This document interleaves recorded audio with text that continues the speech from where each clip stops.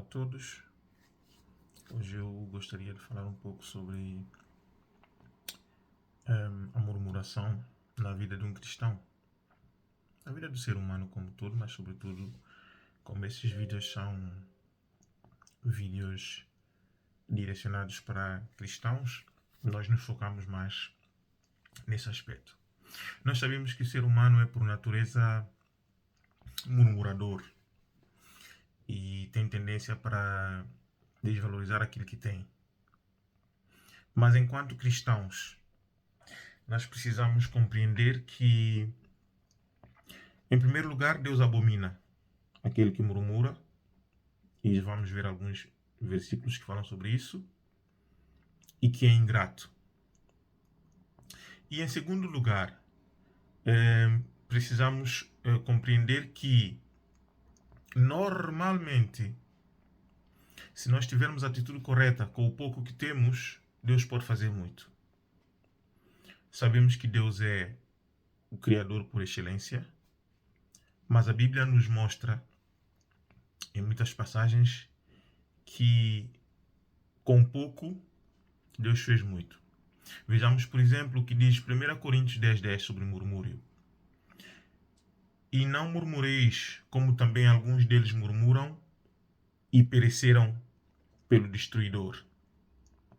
Filipenses 2:14-15 diz: Fazei todas as coisas sem murmurações nem contendas, para que sejais irrepreensíveis e sinceros, filhos de Deus inculpáveis no meio de uma geração corrompida e perversa, entre a qual resplandeceis como astros do mundo. Pedro 2:1 Deixando, pois, toda malícia e todo o engano e fingimentos, invejas e todas as murmurações.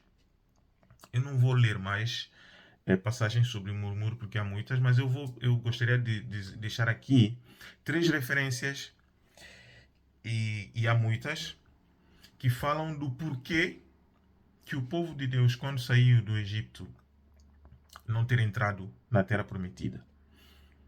E vou citar Êxodos 17:3, Êxodos 16:8 e Números 14:29, mas eu podia passar aqui uma hora, se fosse preciso, a falar só de textos sobre murmuração, porque há muitos na Bíblia.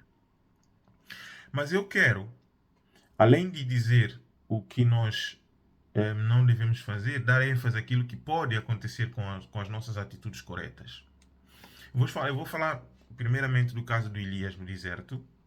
A passagem está no 1 Reis de 17, capítulo 17, do versículo 8 a 16. Mas nós não vamos ler tudo porque é muito longo.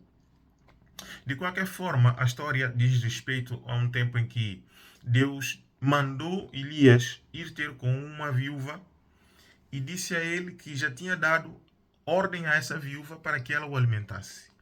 Então fica-se com a ideia de que a viúva era abastada, tinha muitos bens, e que ela então ia cuidar do Elias enquanto o tempo que ele passasse na casa dela. O que se passou, na verdade, foi que quando Elias chegou lá e pediu água, ela deu água a Elias, e depois, quando Elias pediu algo para comer, ela disse que o que ela tinha era suficiente para preparar uma refeição para ela e para o filho, e depois eles iam morrer porque não tinham mais nada para comer.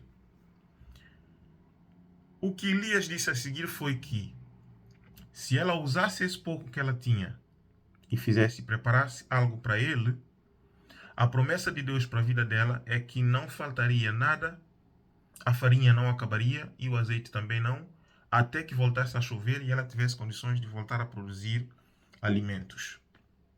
Deus podia perfeitamente, simplesmente, criar comida e dar a ela condições de se manter nesse tempo todo. Mas não, ele agarrou naquela farinha que era pouca e naquele azeite que era o último que ela tinha e multiplicou, dando a ela condições de sobreviver durante muitos meses, não só ela e filho, como Elias, que estavam com eles nesse período. O episódio da unção do Moisés no deserto, Deus foi quem ungiu Moisés para que ele pudesse levar o povo do Egito até a Terra Prometida. Quando Moisés se queixou de que era sozinho De novo, a questão de nós nos lamentarmos daquilo que temos. E que não podia ele só dirigir o povo. Deus podia, pura e simplesmente, agarrar naquelas pessoas que ele decidisse e ungir de novo. Mas não, ele agarrou na unção que já estava em Moisés e multiplicou por mais 72 pessoas que foram indicadas para ajudar Moisés nessa caminhada. No Novo Testamento, nós podemos ver de novo essa prática.